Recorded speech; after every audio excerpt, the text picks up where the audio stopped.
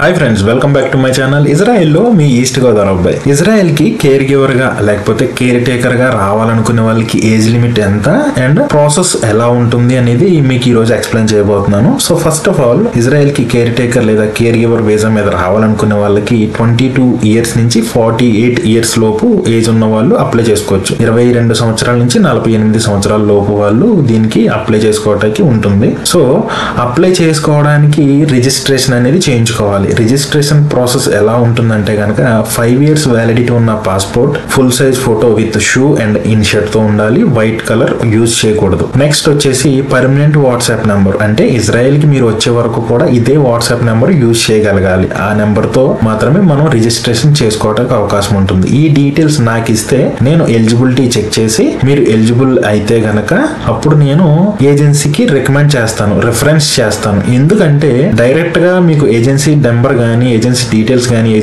Agency address గానీ మీకు చెప్తే వాళ్ళు ఎటువంటి రెస్పాన్స్ అనేది ఇవ్వరు అసలు. ఎందుకంటే ఇజ్రాయెల్ రావడానికి ఎవరైతే ట్రై చేస్తున్నారో వాళ్ళకి రిఫరెన్స్ అనేది ఒక పర్సన్ ఇవ్వాలి. ఎందుకంటే ఈ పర్సన్ ఎలాంటి వాళ్ళు ఏంటి అని చెప్పడానికి ఇన్ కేస్ ఏదైనా ప్రాబ్లం అయినా కూడా రిఫరెన్స్ ఇచ్చిన పర్సన్ ద్వారానే వాళ్ళు కమ్యూనికేట్ అవ్వడానికి అవకాశం ఉంటుంది. సో రిఫరెన్స్ అనేది కంపల్సరీగా ఉంటుంది. ఈవెన్ నేను కూడా రిఫరెన్స్ ద్వారానే ఏజెన్సీకి వెళ్ళి అక్కడ నేను అన్ని తెలుసుకుని ఇజ్రాయెల్ వచ్చిన తర్వాత ఇక్కడున్న ఏజెన్సీతో టైఅప్ అయ్యి ఈ ప్రాసెస్ అనేది చేస్తున్నాను. సో ఇన్స్టిట్యూట్ కి ఏజెన్సీకి మధ్యలో కంపల్సరీగా రిఫరెన్స్ అనేది ఒక పర్సన్ ద్వారా మనం తీసుకోవాల్సి ఉంటుంది. సో డైరెక్ట్ గా మనం వెళ్ళడం వల్ల, రిఫరెన్స్ లేకపోవడం వల్ల మనకి ఎటువంటి ఇన్ఫర్మేషన్ దొరకకపోగా ప్రాసెస్ కూడా మనకి చెయ్యరు వాళ్ళు. సో ఇది మెయిన్. సో అందరూ మెసేజ్ చేసేది ఏంటంటే డైరెక్ట్ గా మేము ఏజెన్సీతో మాట్లాడతాను, డైరెక్ట్ గా మేము ఏజెన్సీని అప్రోచ్ అవుతామని చెప్పేసి. సో ఇది ప్రాసెస్ అయితే కనుక. నెక్స్ట్ వచ్చేసి ఈ రిజిస్ట్రేషన్ ఏదైతే ప్రాసెస్ ఉందో రిజిస్ట్రేషన్ కంప్లీట్ గా ఫ్రీ. ఈ రిజిస్ట్రేషన్ కి ఎటువంటి అమౌంట్ పే చేయవలసిన అవసరం లేదు. నెక్స్ట్ ఇంకొకటి ఏంటంటే అందరూ అడిగేది మీరు ఏజెంటా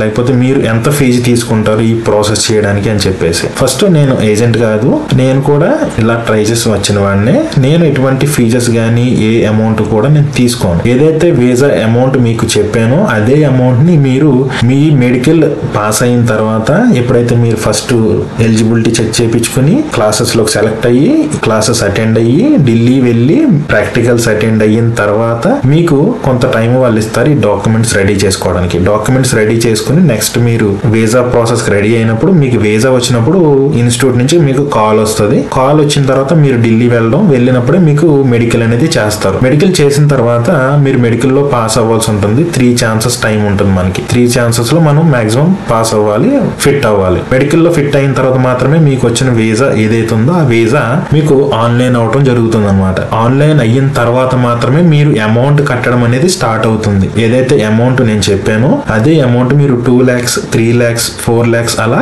కొంచెం కొంచెంగా మీ బ్యాంక్ నుంచి ట్రాన్స్ఫర్ చేయవలసి ఉంటుంది. ఈ ట్రాన్స్ఫర్ చేసిన స్లిప్స్ కూడా మీ దగ్గర జాగ్రత్తగా పెట్టుకోవాలి. నెక్స్ట్ స్టెప్ మీకు ఫైల్ సబ్మిషన్ ఉంటుంది. ఫైల్ సబ్మిషన్ కి ఎంబసీకి వెళ్ళవలసి ఉంటుంది. ఎంబసీలో మీరు ఫైల్ సబ్మిట్ చేయాలి. ఫైల్ సబ్మిషన్ అయిపోయిన తర్వాత మీకు ఇంటర్వ్యూ ఉంటుంది. ఇంటర్వ్యూ అయిపోయిన తర్వాత, ఇంటర్వ్యూ మీరు పాస్ అయిన తర్వాత ఎంతైతే మీరు అమౌంట్ పే చేశారో ఆ అమౌంట్ కంప్లీట్ డీటెయిల్స్ మీకు చెప్పి మీకు ఇజ్రాయెల్ రావడానికి టికెట్ కూడా వాళ్ళే ఇస్తారు. ఇన్స్టిట్యూట్ వాళ్ళే టికెట్ తీసిస్తారు ఇదే అమౌంట్ లో.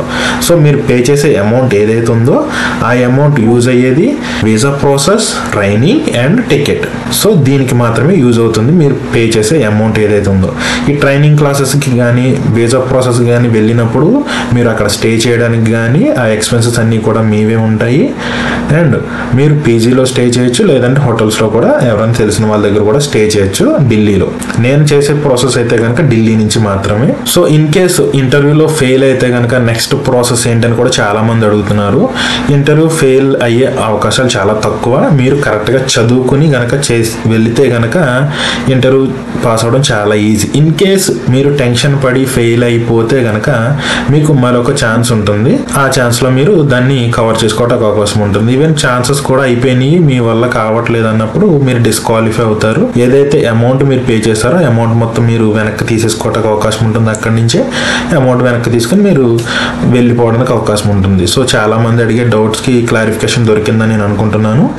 నెక్స్ట్ ఎవరైతే కేర్ గివర్ గా రావాలనుకుంటున్నారో వాళ్ళు క్లియర్ గా మన వీడియోస్ చూసిన తర్వాత ఒక మెసేజ్ చేయండి, నా పేరు ఇది, నా క్వాలిఫికేషన్ ఇది, నా ఏజ్ ఇది, సో నేను ఈ వీసాకి రావాలనుకుంటున్నాను అని చెప్పేసి వన్ షార్ట్ మెసేజ్ పెట్టడం వల్ల నేను కంప్లీట్ డీటెయిల్స్ చెప్పడానికి వీలుంటుంది. So hi, hello, good morning ఇవన్నీ నేను కవర్ చేసుకోవడానికి నాకు చాలా టైం పడుతుంది అండ్ చాలా మెసేజెస్ పెండింగ్ లో ఉండిపోతున్నాయి.